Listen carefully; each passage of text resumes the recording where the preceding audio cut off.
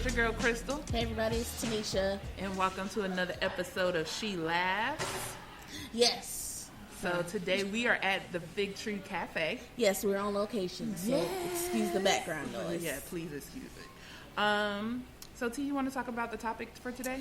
I don't know if you all follow us on social media. We asked a few months ago if anybody had any questions dealing with marriage that they wanted answered. So this is that episode that you all get your questions answered. So we have a panel of married women and men who will be answering your questions, and I will let them all introduce themselves individually. Yay, yes. All right, so it will start at the left side of the table. I am Shamika. Hello, everyone. I guess I'm considered big sis to Tanisha and Crystal. I have been married for 18 years. My husband and I have been together for 21 years, and we have one son. Yes. Hello, everyone. My name is Louis. I'm the man on the panel today, so pray for me. And actually, I have my wife here as well, and our newborn. He's almost 4 months now, so you will definitely get that perspective from me. And we've been married for almost 4 years, been together about 7 years. Feels like 3. But yeah, so we're making moves.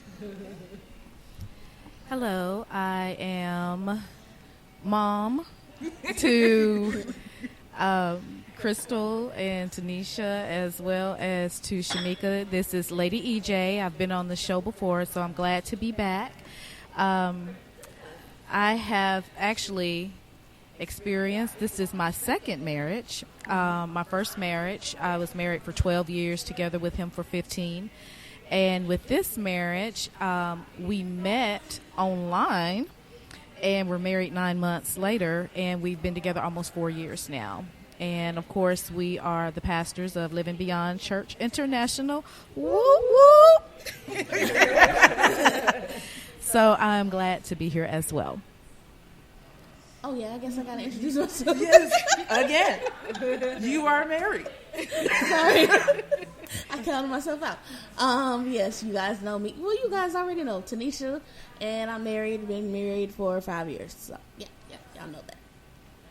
So as y'all can see, I'm the only single one in the group, so I'm not answering no questions. I'm facilitating only, because I got questions myself.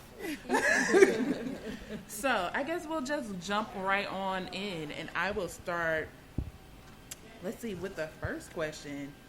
So the first question we're going to start with is, how did you know that this relationship with your spouse was going to be different from any other? Like, this was the one. Whoever wants to go first. Okay, well, I guess I'll start. First of all, if you had to ask me when we originally met, I wouldn't have said that we would have been together for 21 years, because we met at a party, full disclosure. We met at a party, and we literally bumped into each other and have been together ever since. So I didn't think about it until somebody told me one day that was actually kind of fairy tale type situation. I didn't think about it that way, but really it was. But I knew he was the person for me to marry, first of all, when we had only been together for a couple of months. And he took care of me and refused to let me go to my apartment after having the flu. And it was ugly. Real ugly. I mean, hair standing up all over the place, throwing up, the whole nine. And he took care of me then. But because we met my last semester in college, I felt like we were just, that's who I was kicking it with to the end of college. I was going to go away, start a career, and probably meet my lifetime partner. And literally, I gave my husband 3 outs before we ever got married. The first one came when I left Tuskegee, and it was like, hey, we can part on, good terms. You're still going to be here. We can part as friends. if we meet each other at homecoming one year, cool. And, if we're, not together with anyone else, we can maybe hook back up down the road, but I don't want to be a hindrance to you and stop you from that. And he looked at me like I was foreign and strange. But I was serious. I was serious because at that point in time, I had gone through some things personally, and I wasn't about the games. He didn't meet a representative. He met me straight up. I told him how I could be moody, how I could sometimes be mean. I like to have my way, all of that up front. I was so transparent when we first met. And then he did a co-op in Florida, and I was living in Birmingham with Lady E at the time. And that was the second time that I gave him another out, because he was, for this time, first experiencing real money, real freedom outside of just college.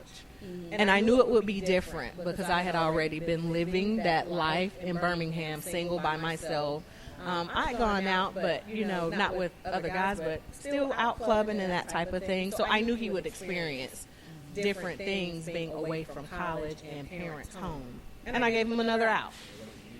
And away from me. Well, we were away from each other already because I was in Birmingham and he was in Tuskegee still.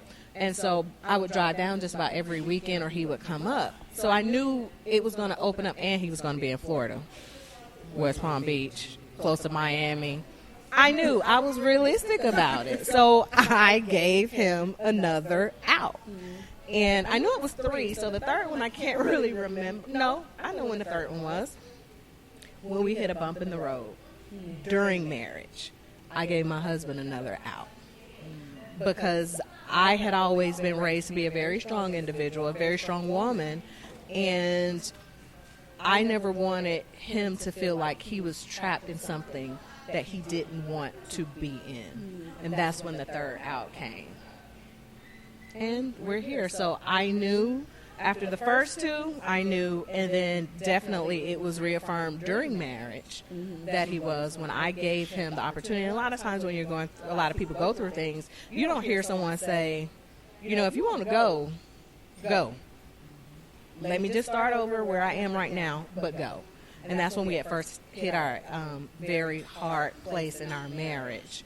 And again, he looked at me like I was strange. So it was twice before and once during marriage. And it reaffirmed during marriage that he was the one for me to be with. It's like 3 strikes or 3 outs and you're in. Nice.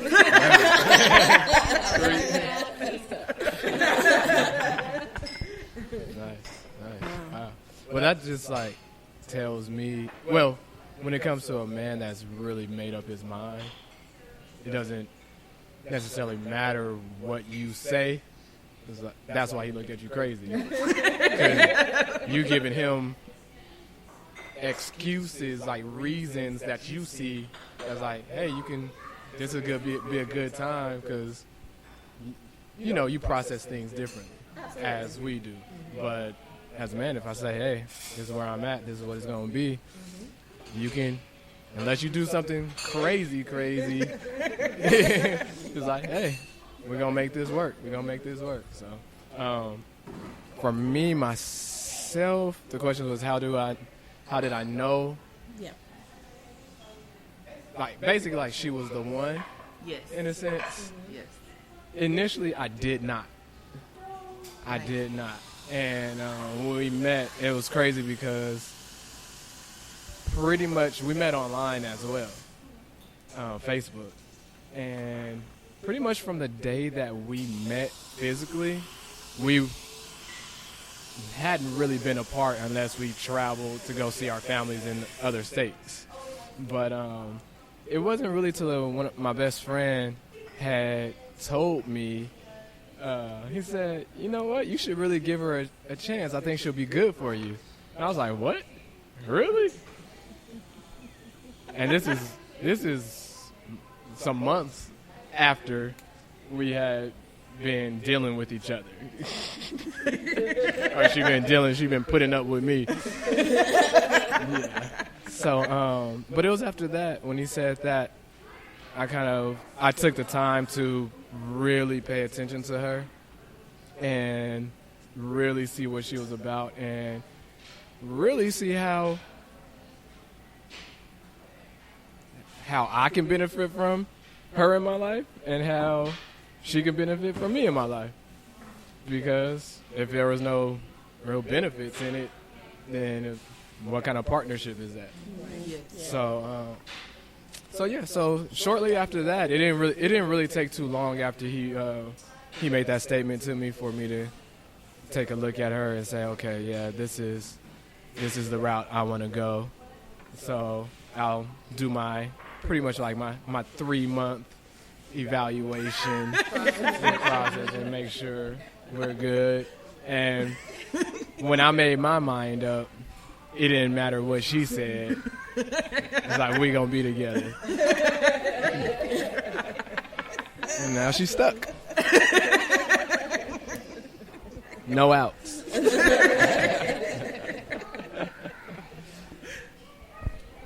You must say it. No, you good? No, she's good. I tried to have an out and he wouldn't let me have it. He refused to give me my key back.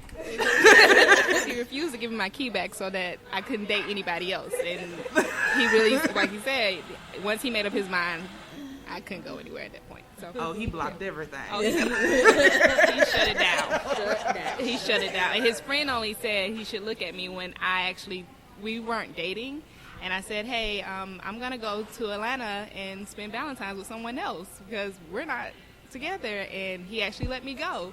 And his best friend was like, what is wrong with you? Why would you let her go to Valentine's, spend time with someone else for Valentine's Day? And then as soon as I came back, he was like, okay, we're together now. You done? You got it out of your system? And I felt bad because I had just spent Valentine's with someone and I had to tell them that, it's not going to go anywhere.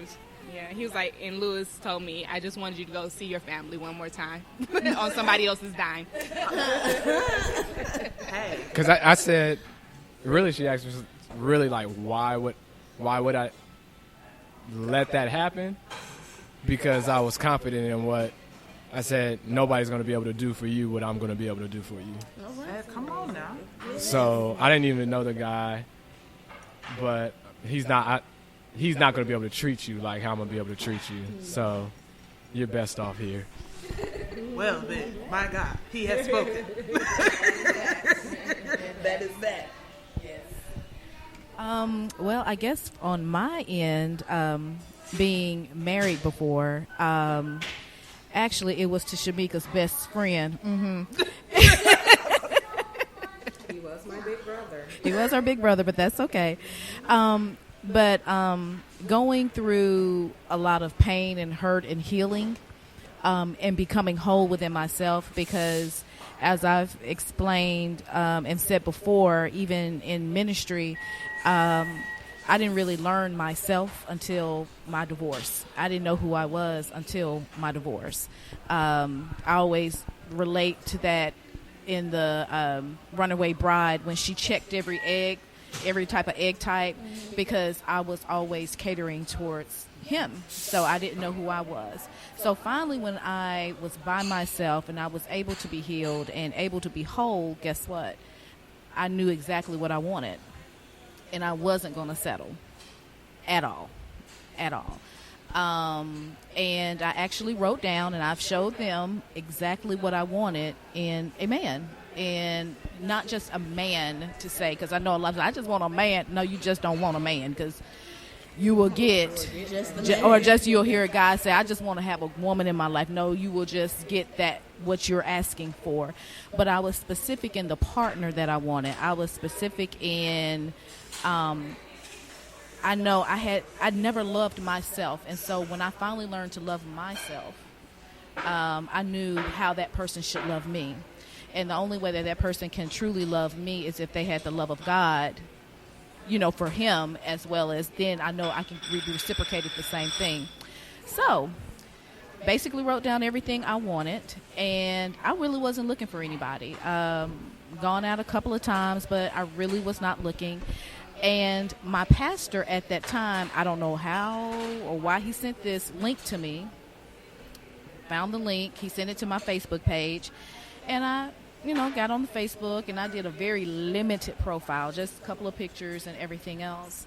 And I was like, you know what, this is not even worth it. I'm about to deactivate my page. And he was trying to deactivate his page, and he saw my picture. And literally, when we began to talk, the first time he was supposed to call me, he didn't call, of course. Then the second night, he said, I'm going to call you. He didn't call. So I'm like, okay, this game's people play. I'm not doing this. But after the third night and we talked, basically we were being inseparable. And we had a long distance. We Skype dated and all of that, online, until he finally relocated here. And when I met him, it was just something. I mean, I looked through my list. I said, really? He is, oh my. I mean, and I was just like, wow. And even though we're both not perfect, I know we were brought together for a reason, because there was no other way for us to come together other than being pulled by God. Mm-hmm. I know that, for instance. And so, and I even gave him an out. When he had to go to our son's graduation, and this was the first time he was able to see his ex-wife in a very long time, I said, okay, this is how strong I was. And but I had to grow this way. I was like, you know what? I know you haven't been here. You haven't seen her in a long time.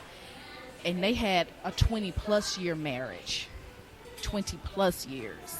And I told him, I said, if at any point when you see her and you feel any kind of connection, I will be hurt, but I would rather for you to be happy. Mm-hmm. I would rather for you to have joy and be with the person that God purposed you to be with. And he was like, huh? And I was like, yes.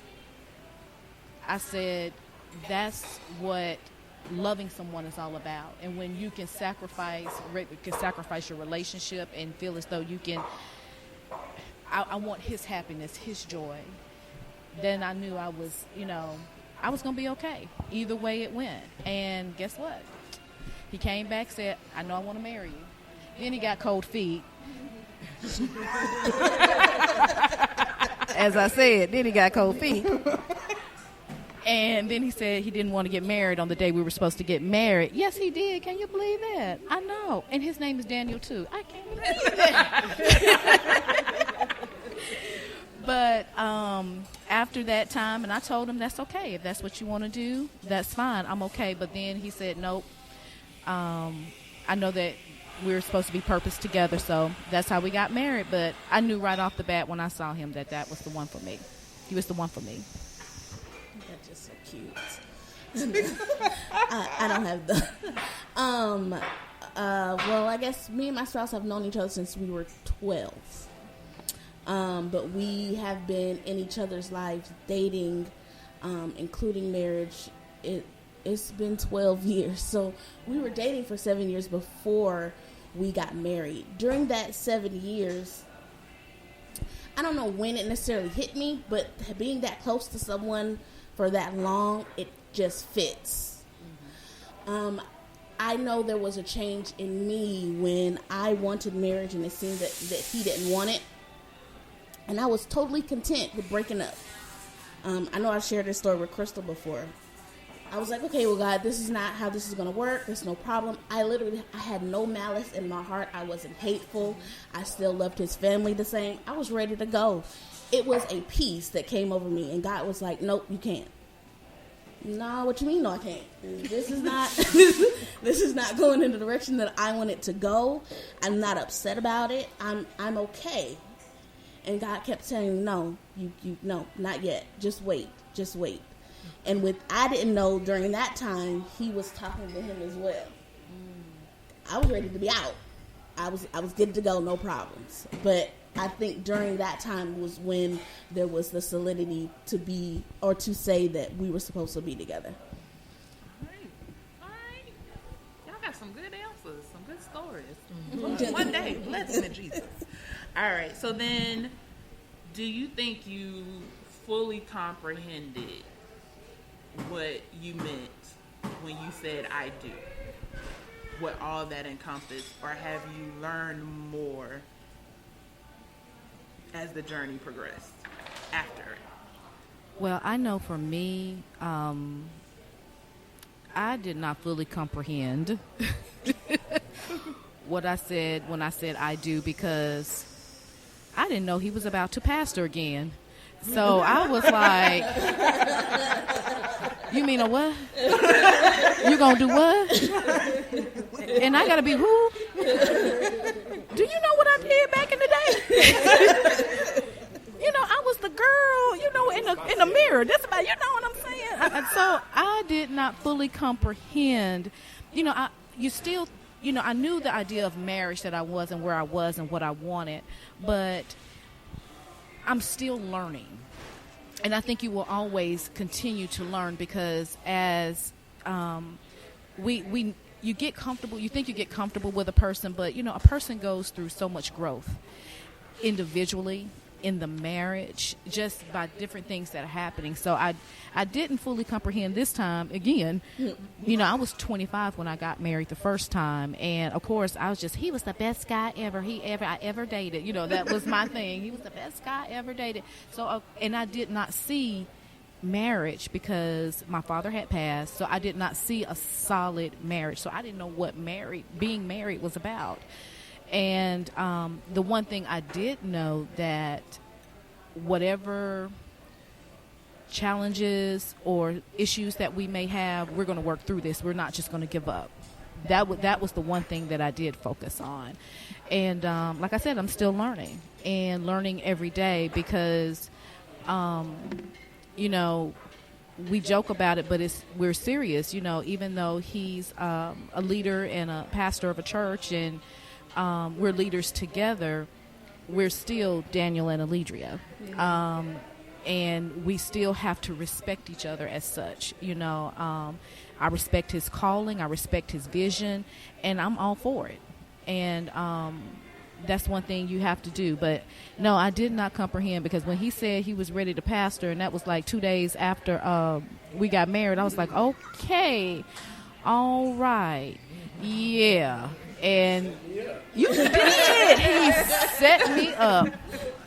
Lewis, I like you. Thank you. But I promise you, it's the best setup in the world.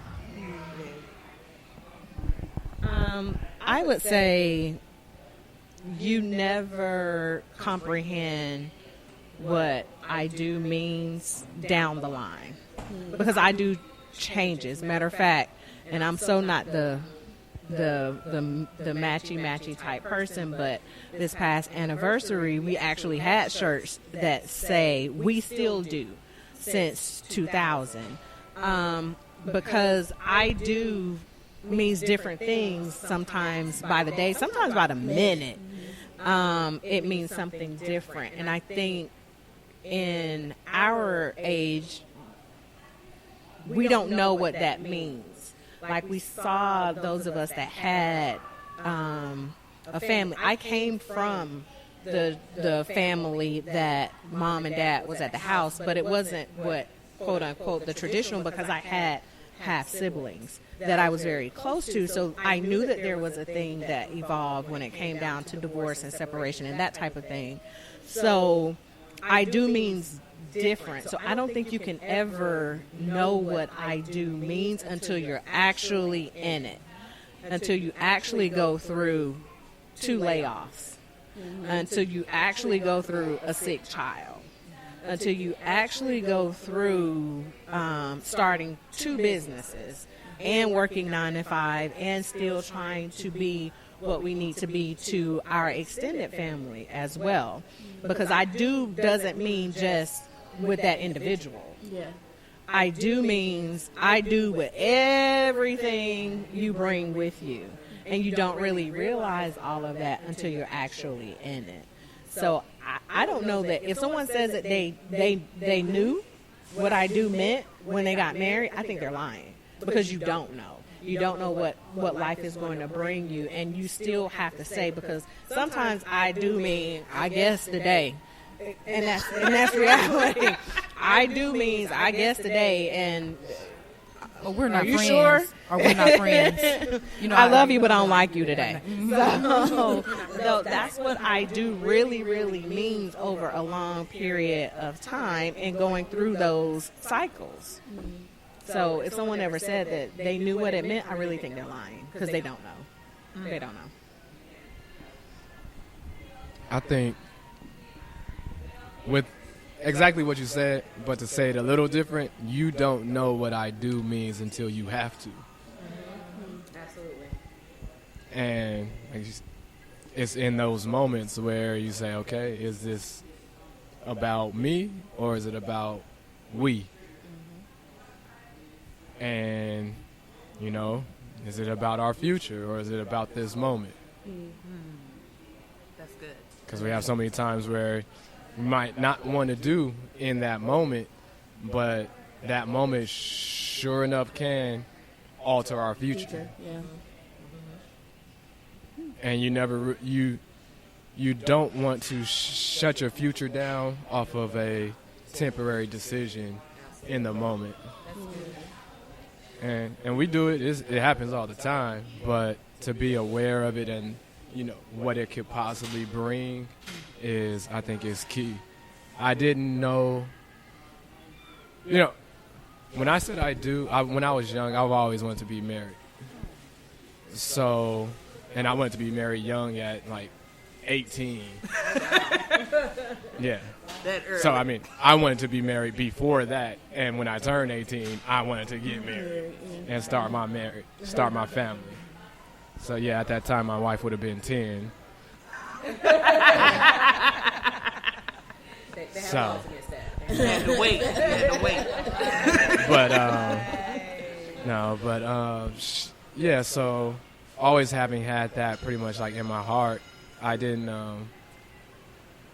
I've seen my family go through some things, but I did live. I lived a very sheltered life.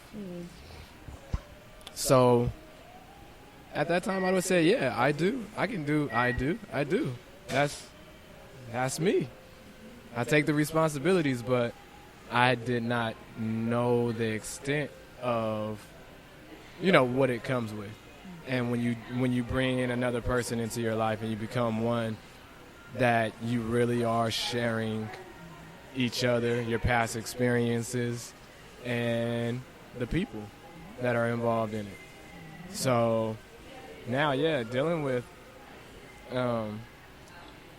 everything that comes with it, and not in a bad way, but in being brought up separately, and then too, you're coming together to bring up a new person that's going to be influenced by both of you and your past. How do you structure that to make sure that you're, creating the best environment for your child, your children? So now it's like the I do is left kind of open for whatever the moments bring and making the decisions in that time. That was good. They all said the same thing. Yeah, you really don't know.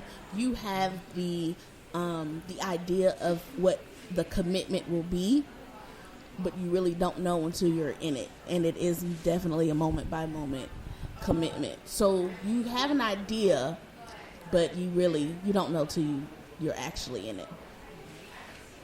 Okay. So then, how long does that new car smell last after you say I do before you get to the I might?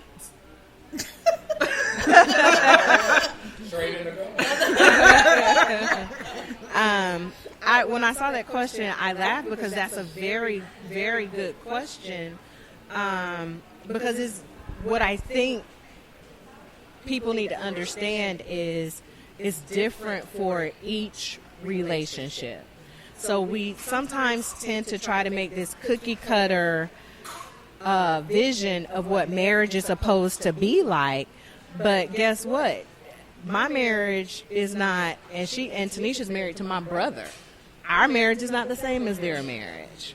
So, and we came from the same mother and father. So we have very similar personalities. And funny thing is, and Tanisha and I have very similar personalities as well. So you can't really put a time frame on that new car smell of a marriage because they knew each other since they were 12. We met each other in our 20s. You know what I mean? So you can't really say. But what I will say, what came to my mind when I saw that question was, you can always vacuum and clean your car out and put a new car Febreze inside of it. And I say that to say, even if you feel like the new car smell has worn out of your relationship, you need to ask yourself, what do you need to do to bring the new car smell back? Because chances are there is something that you can do to bring that new car smell back. Because we've all seen the trees or the Febreze or whatever it is you can plug, the plug-ins you can put in your car to make it smell right, to make it smell like the new car. Guess what? That's what you need to do in your relationship too. So if you ever start getting into that point where you feel like we've settled or we're comfortable, then there's something you need to look at yourself and decide, what have I done to be so consistent that is now very mundane, and change it up. Anybody else? I think that question goes deeper because for me, to keep that new car smell, I have to stay fresh myself. And if I'm not maintaining my freshness, then it's going to be hard for me to bring that into a two-person situation. Because that's kind of like, and I see in this moment kind of like me requiring or trying, that's like me spraying perfume on her when I stink. Yeah.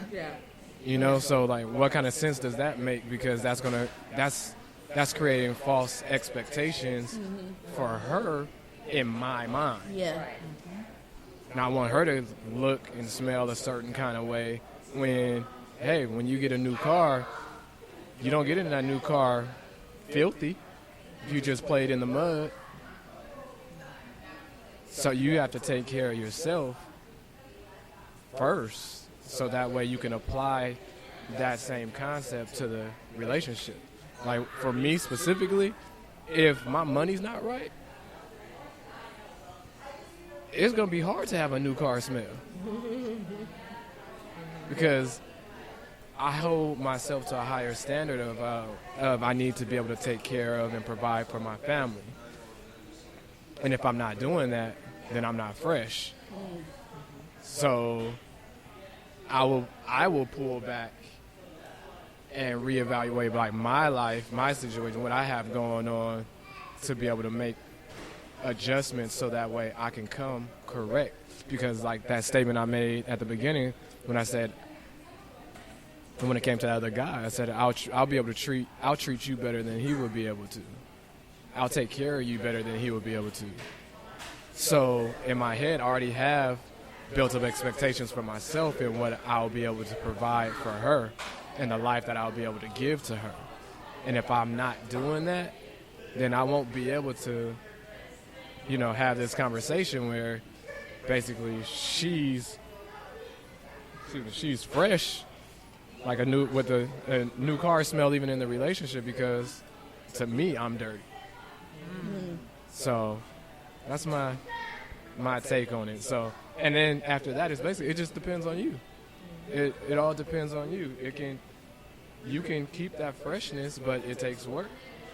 And that person needs to be really the apple of your eye. They need to be that sole thing that you look at, that you admire, that you sit back, that you step back and say, man, that car fine. Man. Go get your nails done. Go get your hair done. I don't care. I need my car to be polished. Waxed.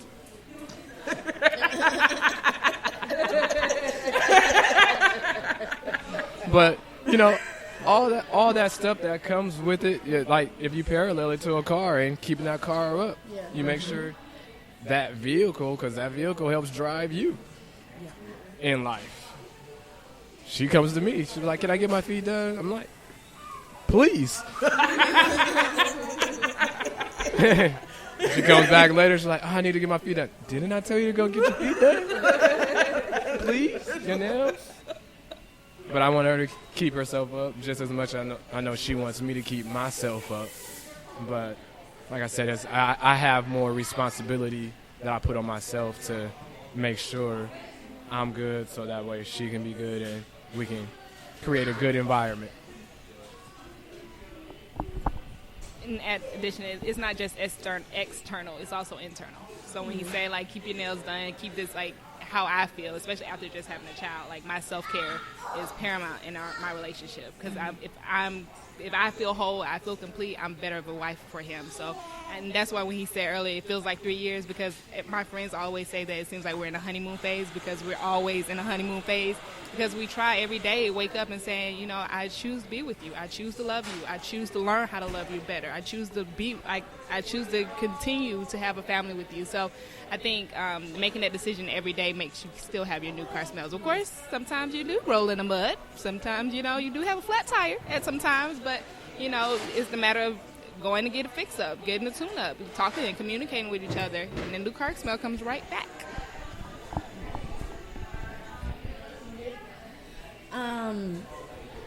Actually, both Shamika and Lewis both touched on the different aspects of what I know people meant by that new car smell statement.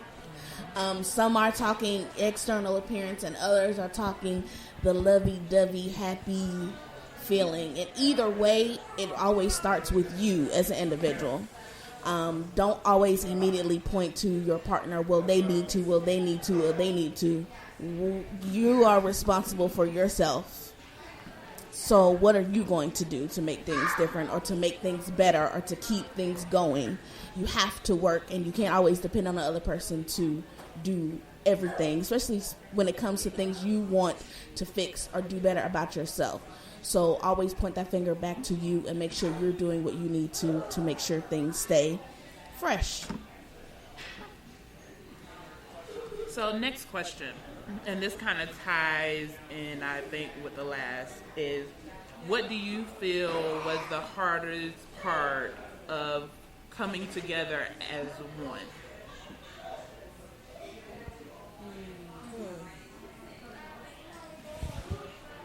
Well, as far as Apostle and myself, trying not to bring the old into the new. That was a big thing. A lot of times, even, you know, not if you've been married before, but even just bringing past boyfriends or past girlfriends into your new relationship, we were so afraid not to do the wrong thing instead of actually just enjoying each other and enjoying who we are with each other. I was more afraid, I don't want to do this, I don't want to do this, I did this in my last marriage, I didn't, but, you know, and so that was something. He was the exact same way because we didn't want to make a mistake. But guess what? You make mistakes. We always say, you know, we're not perfect. You know, we are who we are. But to enjoy each other and enjoy that day, enjoy that person. So that was one of the things that, you know, we had to get through initially, and now we're, you know, continually to work through that. So. Anybody else? That's such a deep question. I think it's remembering that you are two individuals, trying to have one mindset, and that one mindset being servanthood can be a struggle. Remembering that the decisions you make not only affect you, but they affect your spouse. Trying to keep them in mind every day when you're doing something. Even the simple things of, I'm going to grab myself something to eat because I'm out running around. Let me see if he wants anything. Small things like that. You can forget them if you're not paying attention. So it's remembering that though you are both individuals, you are still one body and one person. So you have to keep them in the forefront of your mind a lot. Even kind of sometimes putting yourself back. You have to remember that you are one person. Can you state the question again, please? Sure. So the question was, what was the hardest part of coming together as one?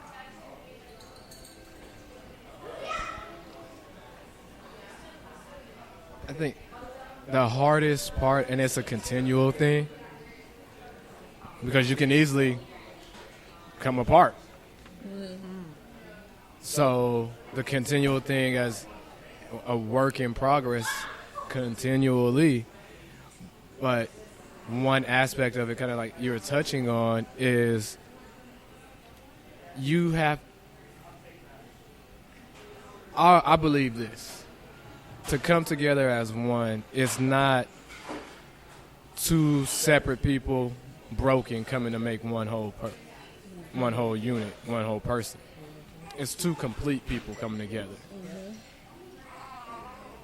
And if you look at it from that way, you come together and you make somebody strong. You make something strong. Being broken and not,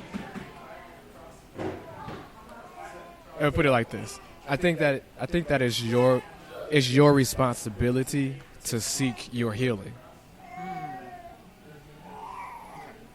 And when you take full responsibility for yourself, Yes. then that positions you to be able to be the best version of you.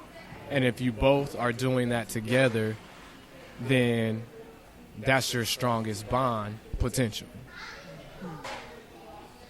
So I think that's key, that's imperative in moving forward and just building a strong relationship, because it's a partnership as well. They say you're as strong as your weakest link.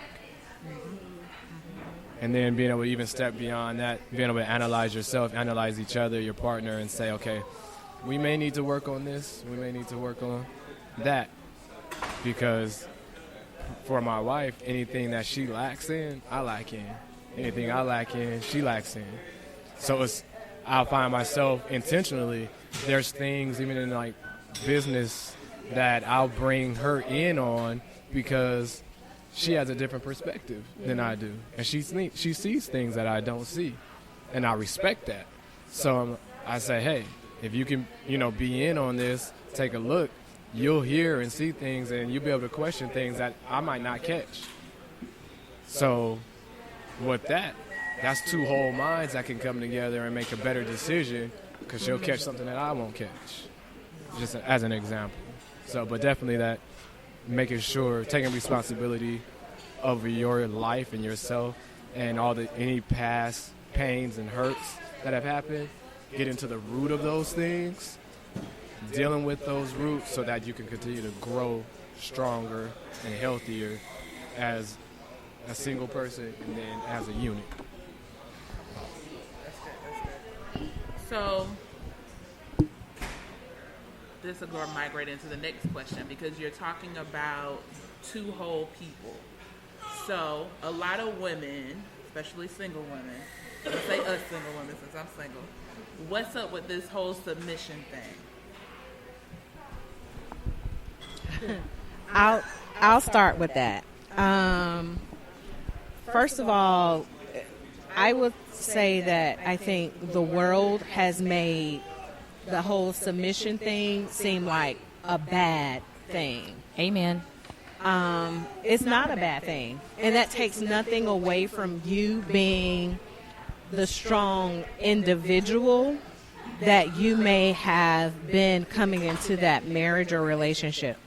And I'll use me for an example, because in business, I've always been that boss chick. That was always me, making decisions in the industry that I was in before, heavily male dominated. I was the one who told men, yes, you can do this, no, you can't. And even that's with the clients that I dealt with, and even with individuals that reported to me. But what I understood was when I came home, I had to be a different person. And it was one of those things that I understood, but I didn't realize it until one of my friends pointed it out to me, because she had actually worked for me. And the first time she saw my husband and I interact together, she told me, she was like, it's 2 U's, right?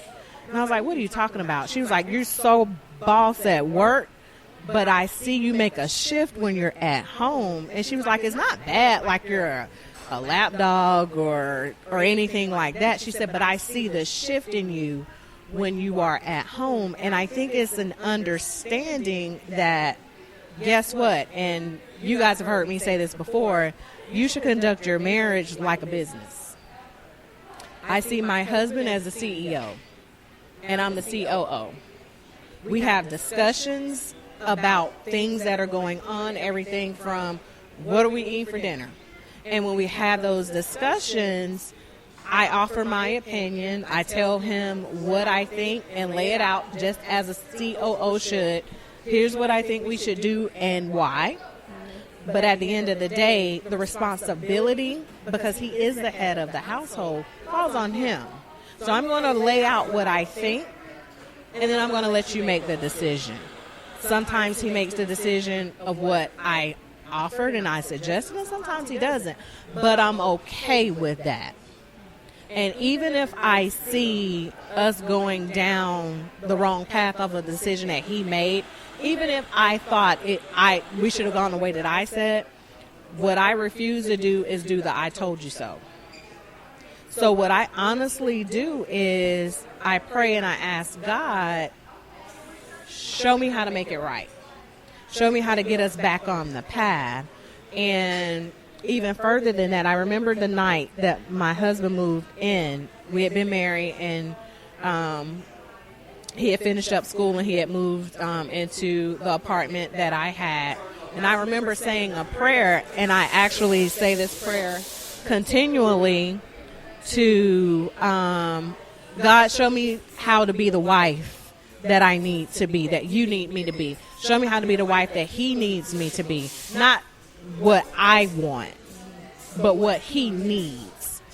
And so I don't see submission as being a bad word from that regard, because that's the way it's really supposed to be.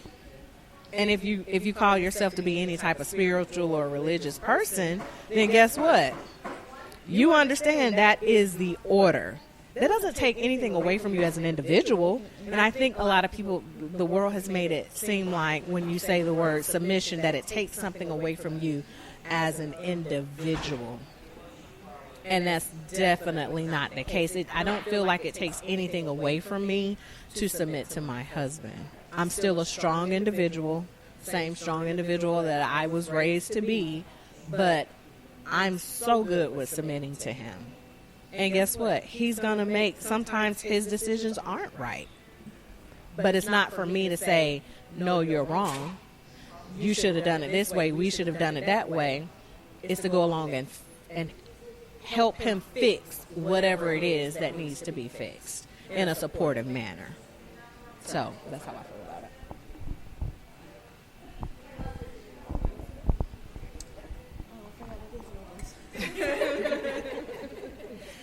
And I said I wasn't going to talk, but I know certain questions my husband can't answer. Again, I'm Tiffany. I'm Lewis's wife. But I remember the day that Lewis asked me to marry him. It was a couple of weeks later, and I just started crying. And I called my dad, and I was like, how am I supposed to submit? I don't know what that looks like. I don't know what that means, because I've heard the scary, you have to submit to your husband. Wait a minute, what is that? I've always been independent. I come from a strong mother, but she was a single mother, 3 girls, and I was taught how to take care of myself. And I had taken care of myself up until that point of meeting him. And even after that, because I can say when we first got married, we weren't whole when we got married. We both were half. We both were broken when we got married. And sometimes it had to be a shift in which sometimes there was a shift in which I had to take the lead and allow him to heal and allow him to work on himself so that he can take the lead. And now I can say and where we are now, like, he's the head of our household, and it took some growing, but he is the lead. Like, he is the lead, and there's nothing wrong with that. I love being able to say, hey, I can make a decision, but at the end of the day, it's about my husband, and he's the leader. Whatever he decides, I have to go with it, and he's making decisions for our family now that are scary for me, but I trust him, and I love him, and I know that he's going to make the best decision. He has the best intention for my family. So when you say submission, it's a willingness. When you're married and you're married to someone who is whole and who now he's whole, and you can trust him, submission is easy because he has your back. There's times in which he pushes me when I don't even want to be pushed, and I'm like, I don't want to do this, but he knows what God has for me, because it goes for God. It goes God, my husband, myself, and now me watching my child. So if you follow that line in which God ordained for us, then it's easy. Submission isn't a stressful thing as I thought and as I cried that day about. Because I cried. I had the snot tears and everything. I got to answer to him? What? And that's because I didn't know what I do. I didn't know what marriage is because I'd never seen that before. So when I had submission in my head, I had caveman bounce me over my head, tell me what I need to do, and that's not the case. It's a partnership. He's my partner. He's my leader. And he's the CEO of my family, and I know that as long as he's under God's, we're good. Well, of course, me coming from the spiritual aspect, but also from a relatable aspect too. The reason why we as women have a problem with submission, and men for that matter, is because we don't even know how to submit to God. And that's first and foremost. But when you look at submission, I always look at the Merriam-Webster, definition of it. But also the synonyms mean acceptance, accepting. And in every company, in every business, there is an authoritative figure. God is our authoritative figure. He is the head, be all, that is it, And once we truly learn to submit to God and submit to Christ and submit to the kingdom way of doing things, guess what? It'll be a lot easier. It was easier for me. And I come from that strong line of women. My father passed when I was young, but I came from, you do this, you don't let a man do this. You better have your little change on the side, your little secret stash. But I never did that.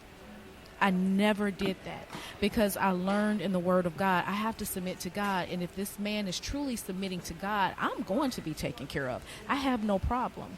It's no problem for me to, some women don't. I never forget the first time I ever served a plate to my husband, and my mom saw it, and she about literally cussed me out. She had a problem with that. She said, you're not subservient to him. And I'm like, what? I'll fix the plate for you. I'll fix a plate for Tanisha. What do I always do whenever y'all come to the house? What y'all want me to fix you? I'm serving.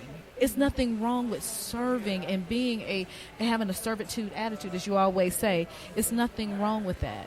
But we have a problem submitting to God because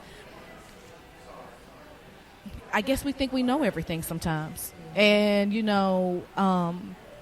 and having a man, probably a lot of women on here are probably going to be like, well, I just don't get that. I don't understand that. I don't know. In every relationship, in every business, there is somebody that you're going to have to submit to. I mean, are you going to go into your boss's office and go? It's not. It's going to be chaos. It's just going to be just a ruckus. And so if you don't have anybody, because guess what? That person also, guess what? The CEO has to submit to a board. Submit to somebody. They got to submit to somebody. So there is everything. So there is so much if you look at everything.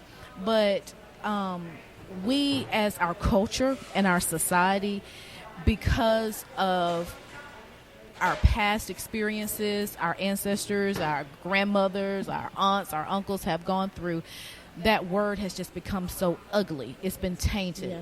And it's just a word. Mm-hmm. It is just a word. But what is important is the act and us working together. Because guess what? He's submitting to Christ. And that means he's submitting to our, Christ for our household. Yeah. So it's not a problem. Everyone has said everything. The only thing I would say to those women who still have an issue with that word is like First Lady said, you submit to your boss at work. When they tell you to do something, you do it with no questions asked. So why wouldn't you want to have that same level of servitude towards someone who really has your best interest at heart? Because your job don't care if you there or not. You are replaceable at your business. So why wouldn't you want to have that, again, for someone who really is doing things to make sure not just you're okay, but you are together okay? And with that, that's making sure you're with the right person. That too. Because I would have a problem submitting to somebody that ain't right. Or I don't trust. Or I don't trust. And that's what it comes down to, you trusting that person. That person, like for me, my wife, we serve each other. My first calling really in it is, or overall, is to serve my family and make sure that my family is taken care of. Mm-hmm. Now, if that's not my position, then yeah, you have every reason not to want to, serve me, because it's not beneficial to you. Yeah. But coming in from the standpoint of, I'm here to make sure you're good, you're in a good place or a great place, and that we advance together. Mm-hmm. If you have another agenda, then let's talk about that. But if it all falls under that, it's not about, you just being, bowing down to me. It's about us serving each other. Yeah. Point blank period. Because I'm going to serve you in the best way possible.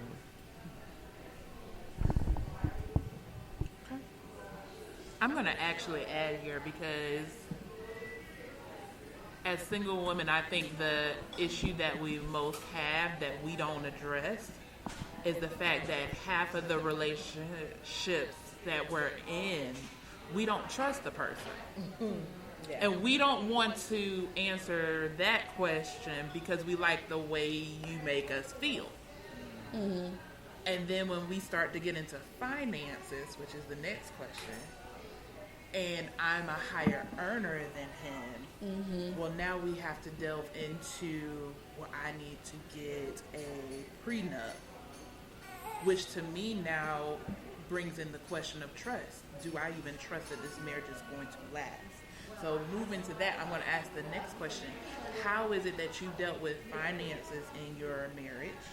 And if you are, say, the woman in the marriage that is the higher earner, does that now mean that you become the head, or you have more say-so in the marriage? Now, I'm going to start this. Lady EJ going to just go on and break it down. There is no separatism. There's no separatism. We are together. We are one. When we came together, everything. I know you may have had past expenses. I may have had past debt. But guess what? We're now together. And guess what? We're going to come together with a plan to get rid of this debt. We're going to come together. There is no, if I'm making this income, guess what? We're making this income. I've always been that way. Now, I can say this. In my first marriage, it was not that way. We had separate checking accounts. Never wanted to have an account together. I wanted that, did not want that. And I ended up leaving this marriage with absolutely nothing. I walked away empty-handed. That was my choice. Mm-hmm. That was my choice. But if we were together, of course, we were not on the same page with that, finances. But that was one thing. That was one of my qualifications. We come together. Mm-hmm. And, just as his debt, and he had debt, I had debt. And we were just we're gonna work it out together. Yeah. So, and he will tell you, I made the higher income in the family. He had no problem with that. He was like, I'm not, hey, we won. Yes. So when you're one, you don't think about it like that. You don't see it like that. We come together because guess what? When we come together, we join forces and we can do miraculous things. We can do great things together with God's leading, of course. And that's the way I look at it. And, some people, I still have friends that think I am boo-boo the fool. But, hey, I'm boo-boo the fool and I'm happy. Guess what? It is, it is what it is. But you know what? It's not even about that, my opinion and how I feel. It's what the Word of God says. So, hey, I'm standing firm on that. I definitely agree. When we got married, and it was funny. It kind of goes back to when we got married. The day we got married, Stephen was still in school. I was working, and had been working for 2 years. And before that, he was expecting to finish that summer before we got married. Everybody knows how school goes. They don't offer that class in the summer like he was expecting them to, and they had years prior. And so he called me and he said to me, I can't marry you.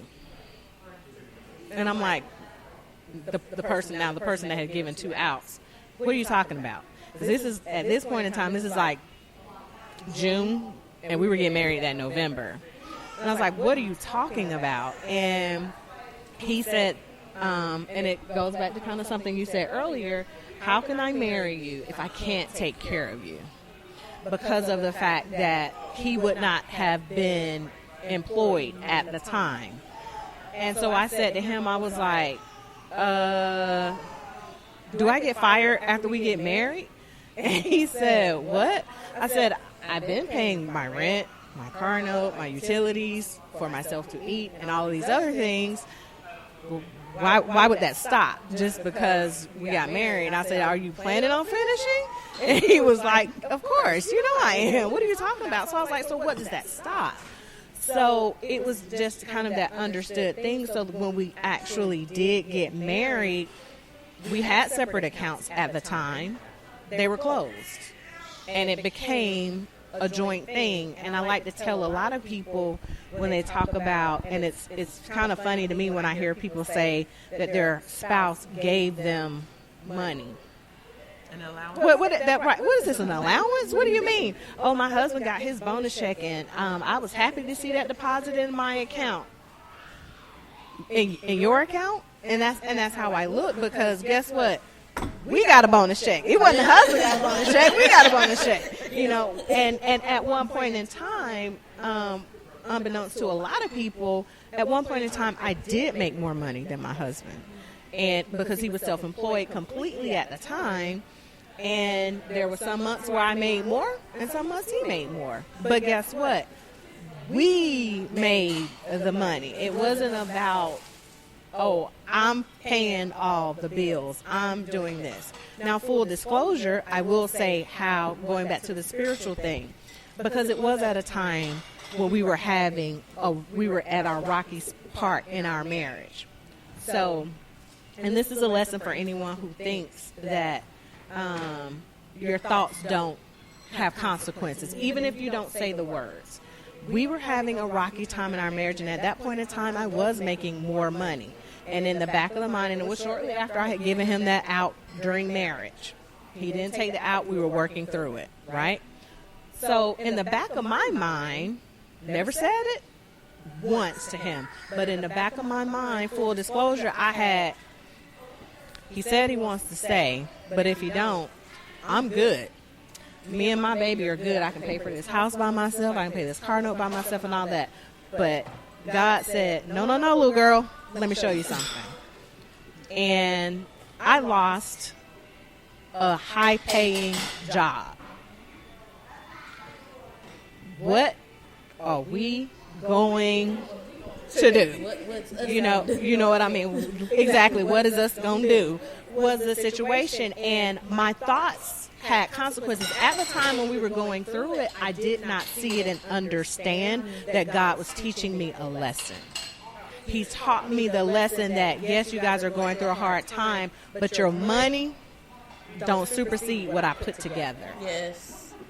And I didn't recognize it until after the fact that my thoughts had those consequences. yes, the economy went bad and went belly up and all of that good stuff, but for all intents and purposes on paper, I never should have been laid off because my offices were number one in the company. When they walked in and shut my office down, my thoughts had the consequences, and God had to show me that money you making is not superseding my plan for you and your marriage. It did not supersede that, and I learned that lesson. I'm glad I learned that lesson, but I had never ever said anything to him about it, but I felt it in the back. And even when we were going through issues, it was never a point in time where I said, well, I'm going to start squirreling money over here on the side to make sure if you walk, I'm good. I always understood that I was going to be good regardless. And it goes back to when you were talking about, Lewis, choosing the correct mate. I think people overlook the whole finding someone that's equally yoked with you, because Shamika and Stephen are going to pay the bills before the turn-up happens. That's understood. We have that same understanding that we respect our credit and we're going to pay our bills. Then we decide on what we splurge on and what we do, and we make adjustments. And so that's why I never had a problem with that. So I think one of the biggest things is not just a trust issue with finances, but you pick somebody that would rather sit in there and say, I ain't spending all my paycheck on these bills. You married that person that had that thought process if you were the one who knew that you have to put things in priority first. Why did you marry someone like that? Because you are not on the same page when it comes down to that type of thing.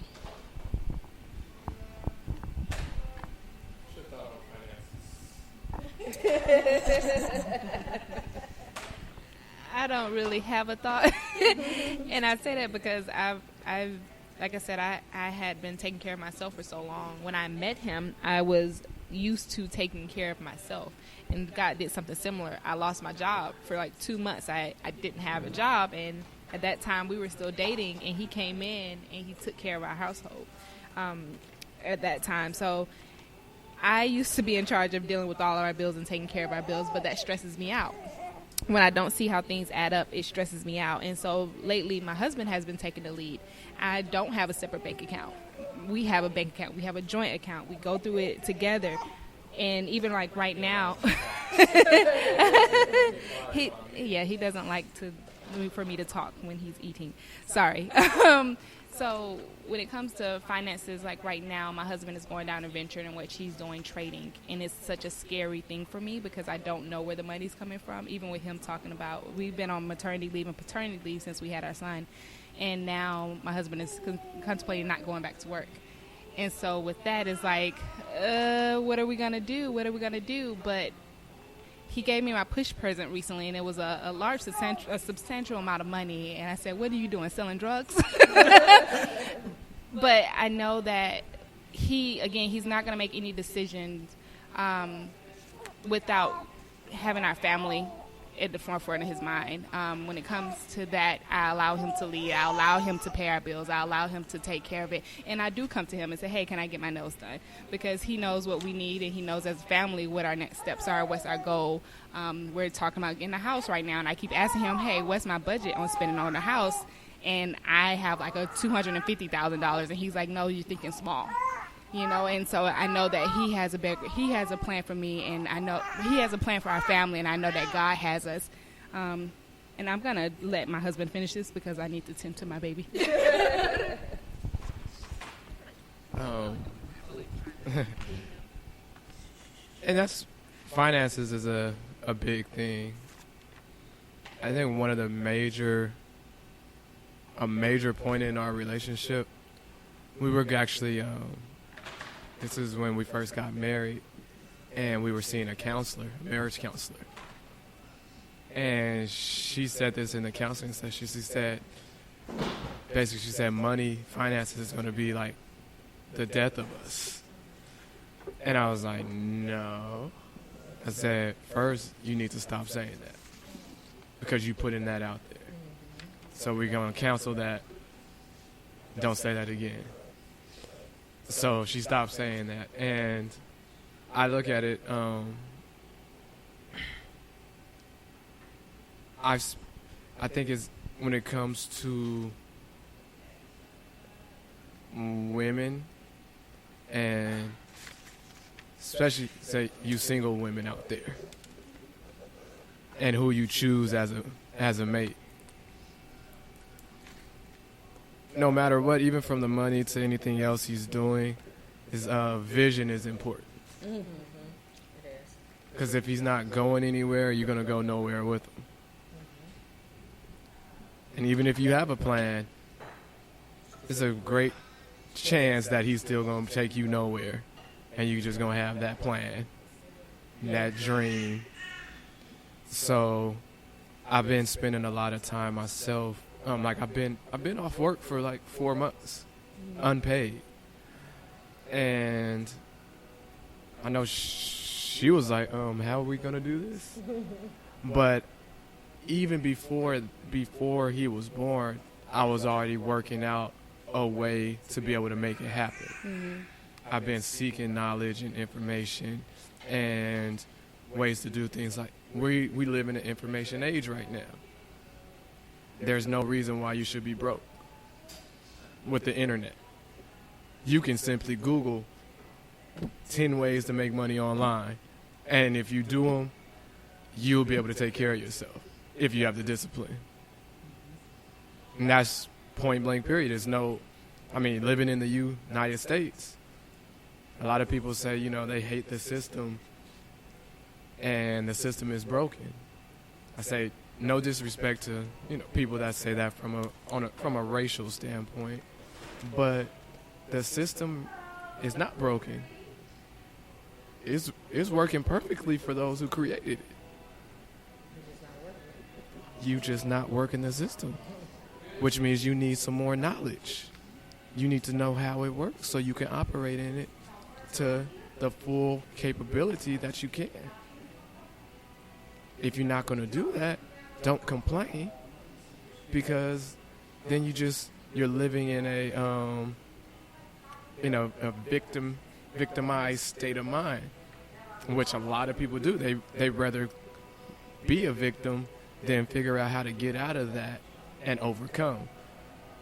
But a lot of us, we've been in that for so long, that's all we know. We're familiar with it, and it's comfortable. And you got to get out of that.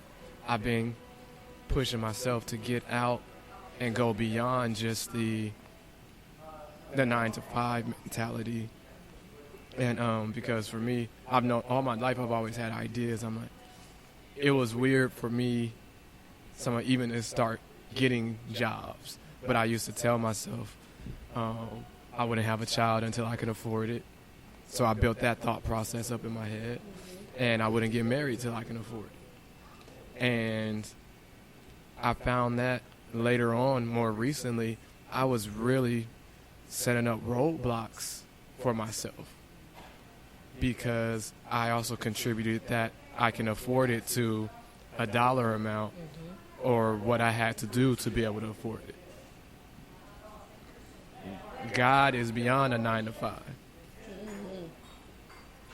And I won't continue down, but when it really comes down to it, money is easy. It's really easy, and it's just how you look at it, how you view it, and really your knowledge of it. Because there's things going on in the world. You can make $10 an hour, but why is somebody else making $1 million a month? And it'll take you your whole lifetime to make what they make in a month. What are they doing different? Seek the information and the knowledge. And with that, that's what comes confidence for you to be able to... I'm going to stop talking. I mean, my wife says that's about marriage, but it carries into it, because you have to have that, you be able to have a plan. Yeah. And you can't have a real plan if you don't have the knowledge and the information to back it up. You won't have confidence to move forward. I said, I can say now, I'm not going back to work. She doesn't know the ins and outs of it. She's scared, like she said. but I know more than she does. And I'm not fearful. All right. She's going to stop working soon. Hallelujah. Okay, so we have like 5 more questions and then we'll be done. But the next question I want to ask is, what kind of boundaries did you put in place to protect your marriage?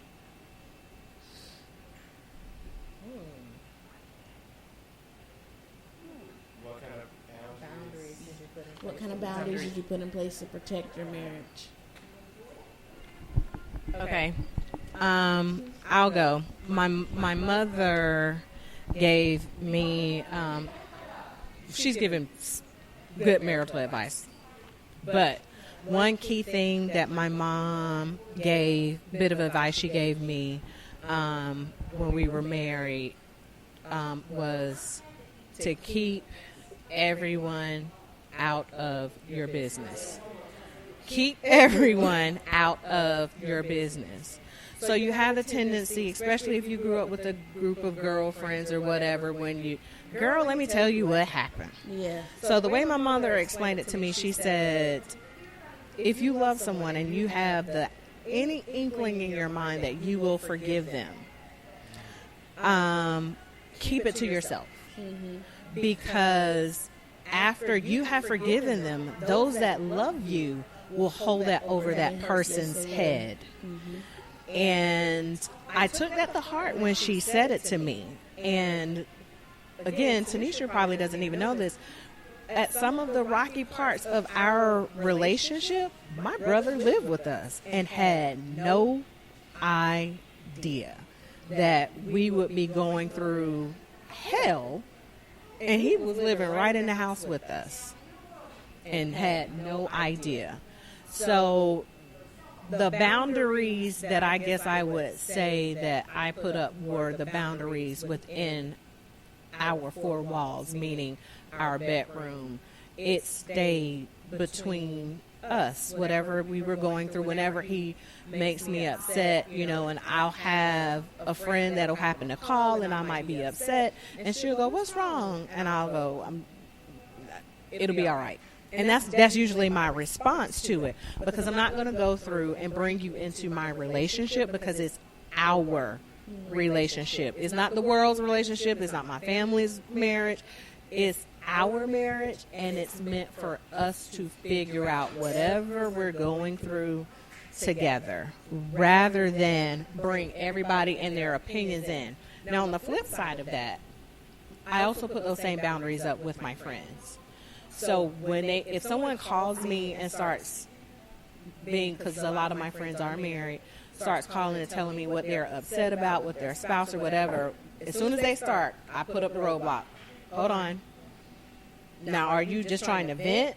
Because if you're wanting my opinion, know that I'm not going to give it to you. Because whatever it takes to live in my household, it doesn't mean that that's going to work in your household. So I will let you be a sounding board, and you have the full confidence that I'm not going to pick up the phone and call the next friend and say, girl, let me tell you what happened with such and such. You have the full confidence in knowing that I'm not going to do that, just in case you need a sounding board. But I'm also not going to tell you what to do in your marriage, because I don't know what it takes. I know what it takes to stay at 1343, but I don't know what it takes to stay wherever you are. So I'm not going to tell you, girl, if it were me, this is what I would do. And so, because those are, if we could say, boundaries that I put up. We figure it out together. We don't ask the peanut gallery to tell us what to do about our relationship. So that's what we did, or that's what I did, rather. I can say the exact same thing, but I have a new boundary. The boundaries that I have set for my marriage actually is prayer. Now, I know that sounds kind of, okay, what do you mean by that? See, because just as Shamik was saying, we can, at one point in time, I used to be the person, I would want to go back. Well, why? And then it starts disagreement. And I never liked arguments. I never liked disagreement. So my boundary is I may be feeling some type of way, even if I don't agree and I'm not feeling that at that point in time. Instead of opening my mouth, I'm girding this mouth up and I'm praying. Because if I don't pray, I know I'm going to say the wrong thing. I know my emotions, my soul, my hellish soul, my mind, my will, and my emotions is going to take effect. And instead of being the wife that I need to be, the friend that I need to be at that time, the confidant that I need to be at that time, I will let old-fashioned Birmingham, Alabama Lily come out, and that does not answer. That is not the answer. Tiffany, that is not the answer. It is not the answer. Tanisha, is that the answer? No, ma'am. Crystal? Nope. No. That is not the answer. J-Dub's daughter is not the answer. That's what I'm saying. Yeah. So instead of being in my own self and in my own feelings and wanting to get my point across, my boundaries, I begin to pray. And I let the Holy Spirit just kind of rest there. I just let him just sit there. And then 9 times out of 10, no, I would say 9.99998 out of 10, what I prayed about and how I felt, he's going to talk about. He's going to say something, and he's going to end up, you know what? This is how I'm feeling, da-da-da-da-da. And it opens that dialogue. Because guess what? Even though we can call our girlfriends for that safe space, our safe space should be our spouses. When we are married, there should be a time when, you know, like I said, I honor him and his gift, as he's not just Apostle Andrews to the citizens of Living Beyond, but he is also my apostle. He is my pastor. He's my leader. But guess what? There's a time when he's Daniel. There's a time when he's Sweets, you know, and he has to have that safe space just like I have to have that safe space. So that's my boundary. Lord, I start praying, okay, let my emotions kind of calm on down. Lord, let me understand what he's trying to get across, and, you know, let us work this out together. That's what I do. That's my boundaries, my safe space, which is prayer.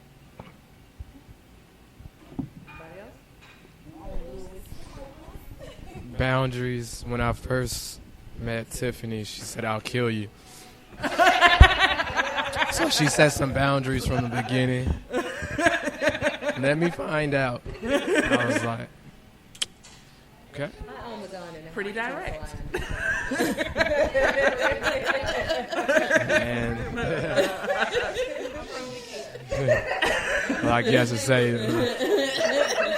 let the church say. But I think we don't. And some people may think of boundaries as like maybe a threat, somebody threatening. We don't threaten each other. Neither one of us do well with threats. But we have an understanding,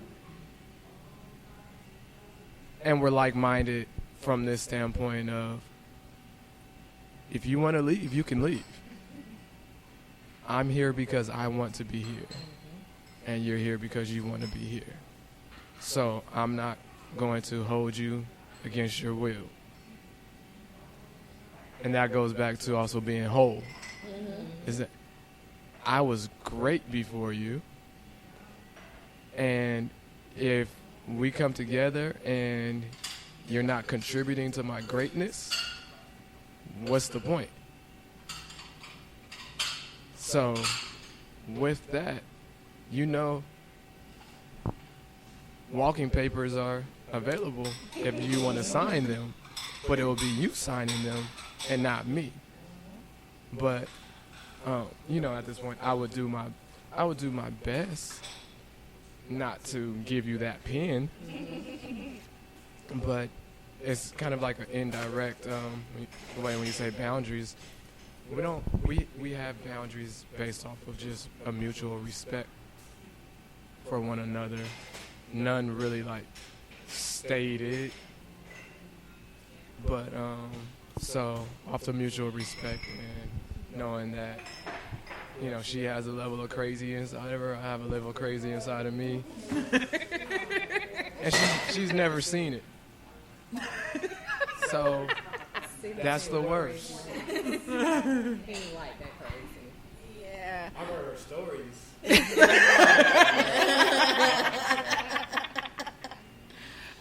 One thing that I keep thinking about is God told him to love me, and I was supposed to respect him. When we first got married, he told me we're never going to sleep in separate beds. Like, unless we're out of town from each other, but we're never, if you're mad at me, we're not going to sleep mad. You're not going to get up and go into the guest room or sleep separately. Like, we're never supposed to sleep apart when we're together. And that was hard for me. I remember we had one big argument in which I went to go sleep on the couch. And this knucklehead came and slept on the couch with me. And I was so angry with him when he did that because I didn't want Decatur to come out. But I had that respect of my husband said in our household, our boundary is we're never going to sleep apart. We're going to always come together. Always going to come together. And I think that was the only time in which I think I ended up going to the car or something just to get away from him for a moment. But I knew I had to come back in that bed. But it gives us a place in which we communicate. We talk, if I do need to take a moment to step back, he understands that. It'll be a couple of hours in which I just don't want to talk to you right now. I don't like you and I don't want to talk to you. And he understands that, but he's my best friend. And so we're never going to disrespect each other. He's always going to love me. I'm always sometimes love him. But I'm going to for sure always respect him and his decisions that he placed over our household. I would definitely piggyback on Shamika's boundary of sharing. There are, I'm not even going to say a full handful of people I don't mind sharing with. And I know my sharing, I always let them know up front, I'm venting right now. I don't need you to add anything. I don't need you to take away from anything. I just need to say this out loud. Because if I keep it in my head, I'm going to say something that I have no business saying. So I just need to say this vocally to someone. But the good thing about it is those people that I vent to will immediately know to cover me and my spouse in prayer. That would be it. They don't get into the, well, what he say? Well, then what happened? They don't do that. They immediately ask me, am I okay? Am I done? Okay, you want to pray about it? No, you want to be mad today? Okay, that's fine. And that would be, and that's it. So it's definitely not adding a whole bunch of people, especially unnecessary people and unmarried people, into anything that you have going on within your marriage. And sometimes that can mean family, especially if you already see the workings and how they run their marriage and you know it's against what you go with. That is the last person you need to be speaking to, even if it is to vent. And that's no shade to anybody, but you just can't. You just really have to be on guard and be protective of your marriage. Because like Shamika said, you're going to forgive that person. It may not be today, but it's going to happen. You will be okay, but they may not like the fact that you are okay. So you just have to really be diligent in making sure you're not always speaking to just anybody. Okay. All right. So, Lewis, how has the role of husbands changed? And what would you suggest new husbands focus on to maintain a happy home?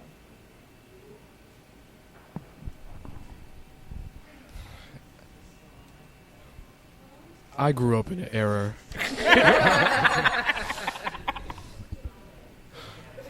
A big, I think the hugest thing for new husbands to really check is their lives and social media. Wow. And that goes for wives too. Yeah. Because you have to be, and this is how I operate personally. Always ask why. Always ask why something is the way it is and why it happens. I listen to the radio and I say, why do they keep playing the same songs? Even when I hear a song and I'm like, that song is stupid, it doesn't even sound good, but they keep playing it. Who's in the back pressing that button? Who's controlling that situation? because there's somebody controlling it for a purpose, for a reason. And you have to understand that there are things out there that are meant to steer you in a certain direction. Nothing's on accident. Everything comes from something.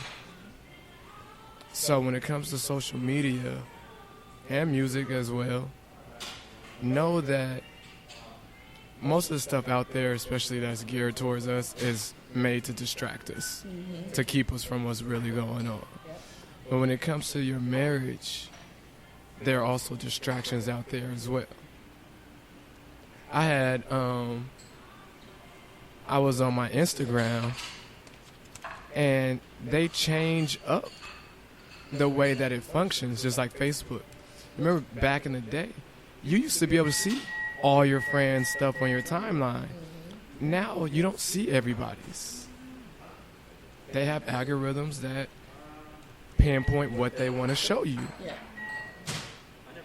So I'm going on my Instagram, and I have several Instagrams, and I've had more in the past, where I used to just go through adding everybody for my photography, like, oh, model. This is years ago, before the algorithm.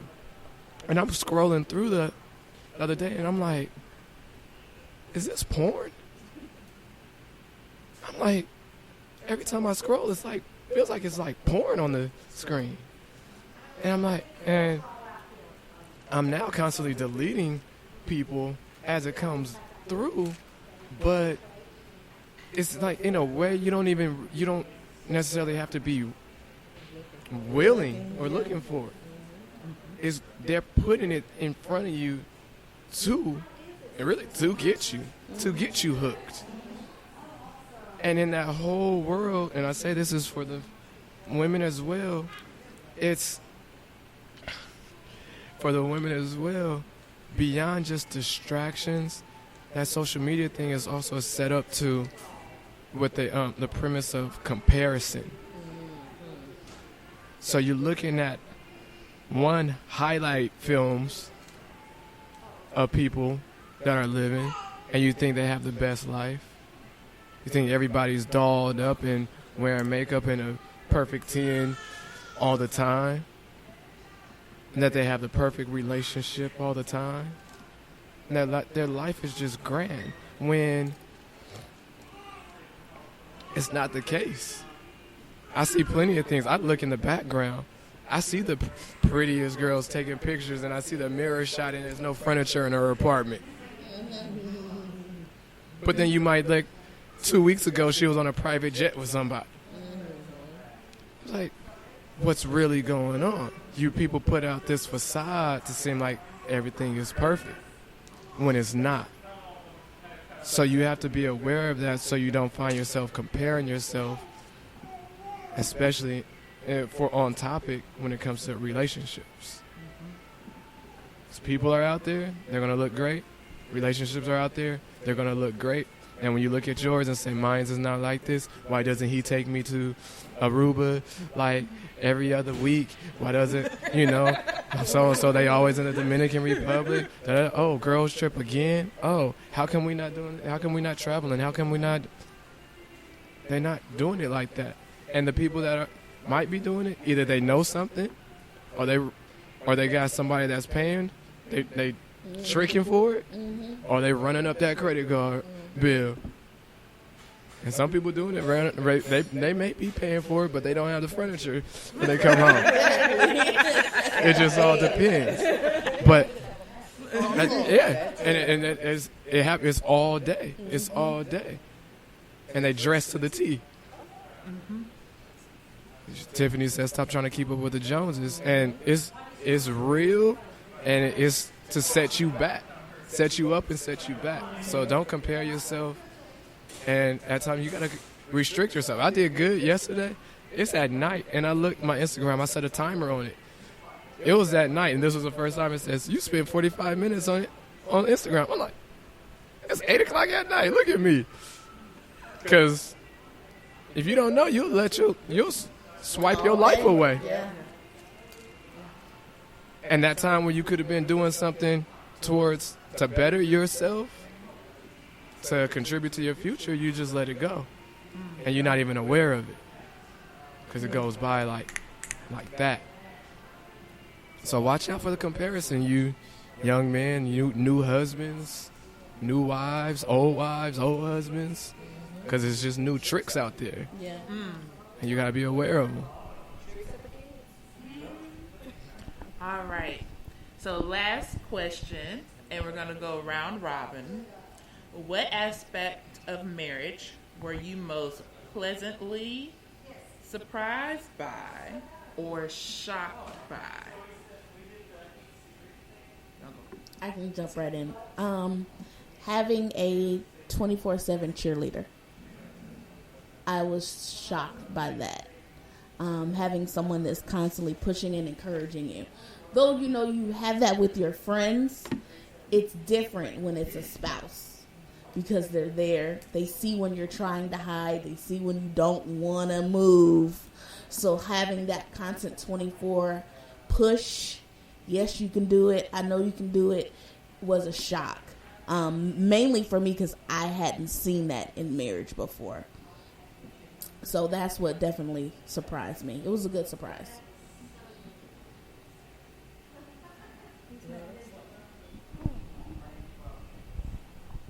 It's similar to having a cheerleader, but having that best friend.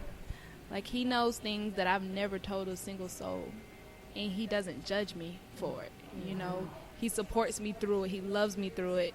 I think that was a surprise because some of the things that I've been through in my past, I was so afraid to tell him. I was so afraid to bring that to the table, or even knowing I act this way because I've been through this, or I've experienced this, or if I've gone through this.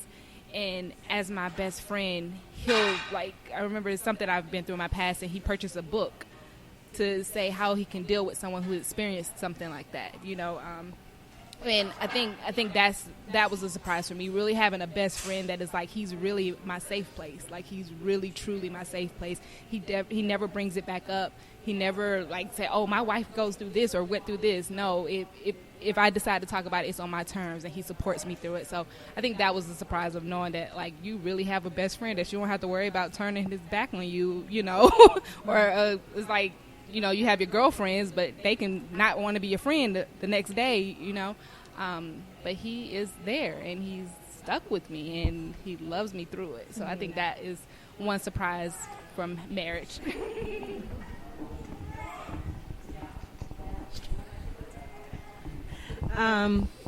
Mine is kind of similar in, I guess, saying the contentment with it. So I honestly feel like anything that I want to do for enjoyment, I can do it with my spouse. We could go shopping together because we're both very similar in that we're getting in and getting out.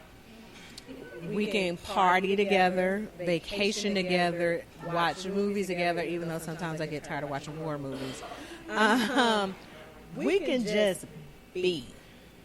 And I'm totally fine with that. I'm totally fine, you know, when you're growing up and you have your set of friends, because I've always guarded the word friendship very seriously. So you weren't assigned a friend title to me, and that was even young growing up, unless I truly felt like you know, were my friend. And so it was a refreshing thing to know that my husband really is my friend. We try not to talk about work, meaning our 9 to 5s. We talk more about business together. But if I need to have that venting session, I can have that venting session with him. And he's going to give it to me real.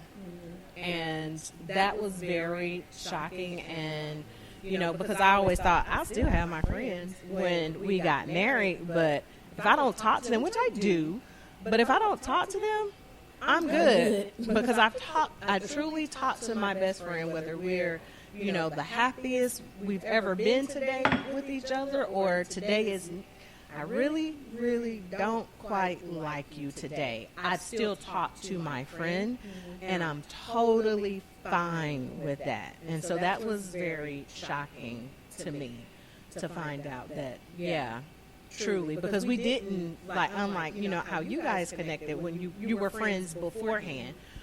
We didn't meet as friends. We met on the dance floor, so we didn't meet as friends. We met at a party. So, you know, actually having that was very refreshing. I guess for me, what everybody has said, ditto, ditto, ditto. But what and the citizens know me. They know how I am about sweets, because that's what I call them, sweets. I even say it in the pulpit. I will say it. That's my sweets. But the one thing about it is that I look forward to every day to see what we can accomplish together. I know that may sound hunky-dory, but I do, because I'm like, okay, here's my partner. Here's my best friend. I can truly say best friend. I can really say best friend and not just be like, oh, he's my best friend, whatever. You know, I'm looking forward. When I wake up, because I normally wake up first, and I look over and I just see him, and I'm just like, thank you, God. What we going to accomplish today, no matter what, we got it. We got it because we got you. And so that's pleasant to wake up when you did not have that before and never in a relationship, when you be like, look over on the next side and you like, why? You know, really why? I mean, that's sad to say, you know, because at one point in time you were together. But when you can literally wake up, even if you may have not been friends that day before, and sometimes I'll say, we're not friends today. But later, but probably within an hour and a half, we all right. But to wake up and to know, hey, it's my partner, my bestie. We're going to do this. I got this. Lord, I got it, because, you know, you sent me somebody. That's the pleasantry. And then also his honesty. I was shocked by I can accept his honesty, because sometimes we don't want to hear the truth about ourselves. Yeah. We don't want to hear the truth about ourselves. And when he pointed out in love, seriously, in love, not in a critical manner, but to say, babe, you know what? I'm seeing this. And not saying that you need to. I mean, women, you know, known to nag, and sometimes men can nag too.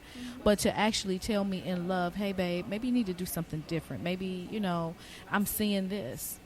And I can actually accept it and not be offended, because I know when he's telling me, he wants me to be my best me and our best us. So the honesty, and like I said, waking up to seeing a new day with him.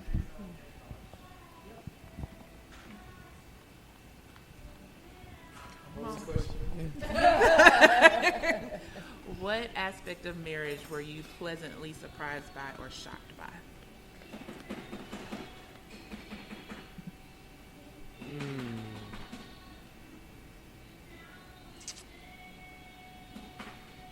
For me specifically,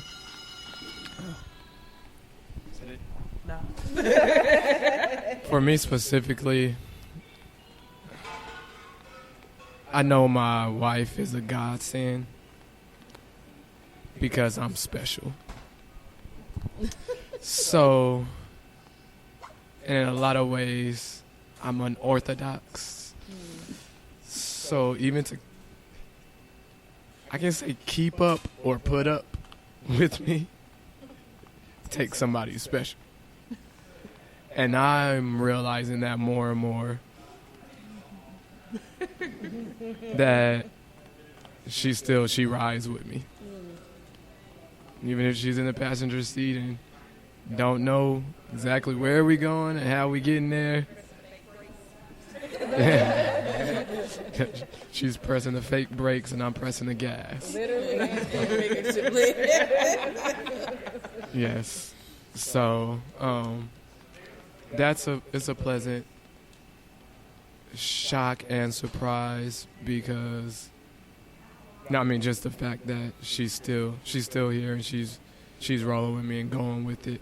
It means a lot, and it makes me want to do, that much better and that much more for her and our family. That was awesome, people. Yes. So thank you everyone just for being a part of this show today. This has been an amazing just topic and conversation that we have had. So I don't know, T, what you want to say? No, that's it. Just thank y'all, and that's all. So where can they find y'all? Would y'all like to be found? Is one of the things. Yeah. Do you want to be sought out? Yeah, for businesses and things of that Do you sort. want to be sought out? If everybody has a business or anything, this is your time to shine. We give a yourself a shameless shout out. plug because I know we got a couple of business owners on this podcast. So let's go. Who's gonna start? Oh, Why do I always have to start? Yes, so I am SW Austin Caters, and I do everything from meal prep to cakes, which probably some of the people that may listen to this podcast have had cakes of mine before, to full out catering and party and event planning. So that's who I am. Where can they find you, ma'am? They can find me on Instagram and Facebook at SW Austin Caters. Awesome. And also SWAustinCaters.com. Yes. This is Louis Cuthbert. I am a photographer, videographer extraordinaire. You can find me on Instagram on my business personal page under A King with a Camera, and my other Instagram is ATL Photo House and atlphotohouse.com. So yeah.